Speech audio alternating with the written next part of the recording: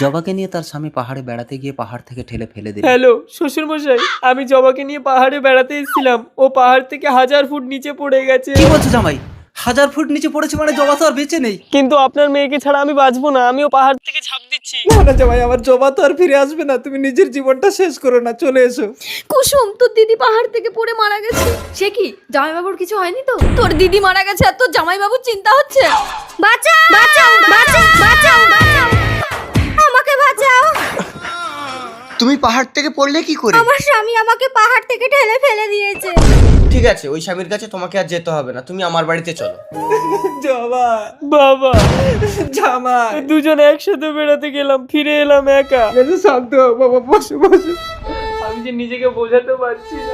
কেঁদো না দুর্বাসা, আমার ছোট মেয়েকে তোমার সাথে বিয়ে দিয়ে আমি তোমাকে এবারে জামাই করে রাখবো।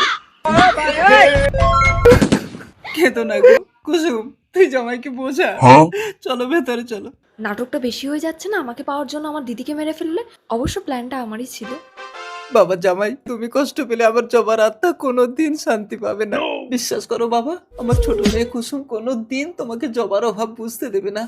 আগামী 22 তারিখ আমি তোমার দুজনের হাত এক জায়গায় করে দিতে চাই। আমি পারবো না জবাকে ছাড়া। বাবা জামাই, এতেই আমার জবার আত্মা শান্তি পাবে, তুমি মালাটা পরিয়ে দাও। দাঁড়াও দাঁড়াও দাঁড়াও। জবা, জবা, জবা তুমি মরনি? ওকে আমি বাঁচিয়েছি। তাহলে আমার বোনকে বিয়ে করার জন্য তুমি আমাকে পাহাড় থেকে ঠেলে ফেলে দিয়ে মারতে চাইছিলে? জামাই, বিশ্বাস করুন শ্বশুর মশাই, আমি ঠেলিনি।